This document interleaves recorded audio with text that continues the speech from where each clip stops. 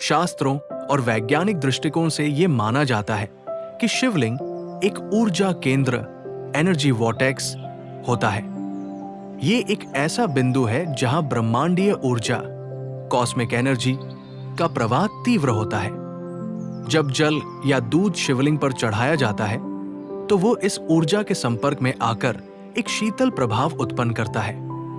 इससे वो ऊर्जा संतुलित रहती है और मंदिर के वातावरण में सकारात्मकता फैलती है। शिवलिंग पर लगातार जल, दूध या पंचामृत चढ़ाया जाता है। इससे एक प्रकार की ठंडी तरंगें उत्पन्न होती है जो ऊर्जा को नियंत्रित और स्थिर रखती है।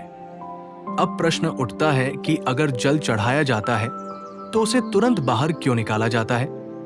लेकिन यदि ये तरल पदार्थ शिवलिंग पर ठहर जाए और वहां जम जाए तो ये ऊर्जा प्रवाह को अवरुद्ध कर सकता है। इसलिए जल योनि भाग से जलाधारी निकास की व्यवस्था आवश्यक होती है ताकि ऊर्जा सुचारू रूप से प्रवाहित हो और संतुलित रहे। इसलिए शिवलिंग के नीचे एक जल निकासी तंत्र ड्रेनेज सिस्टम बना होता है जिससे वो जल निरंतर बहता रहता है। इसलिए जल को शिवलिंग के ऊपर अधिक समय तक जमा नहीं होने दिया जाता क्योंकि ये ऊर्जा के ठहराव या असंतुलन को जन्म दे सकता है।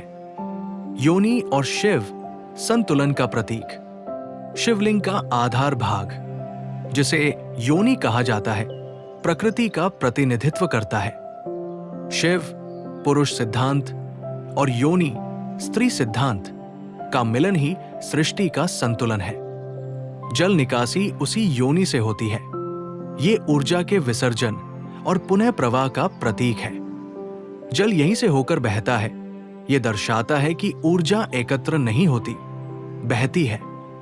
ये जीवन का नियम है। काशी विश्वनाथ, तिरुपति, अमरनाथ, केदारनाथ, इन शिव मंदिरों में शिवलिंग पर जल लगातार चढ़ता है और एक विशेष जल निकासी की व्यवस्था से बहता रहता है। इसे शिव की शांति हेतु अभिषेक माना जाता है। योग में भी समान विचार। ध्यान करते समय भी ऊर्जा, प्राण को ऊपर से नीचे प्रवाहित करने का महत्व है ताकि सिर में गर्मी न चढ़े। शिवलिंग पर जल निकासी उसी विचार का मंदिर रूप है, ऊर्जा का संतुलन।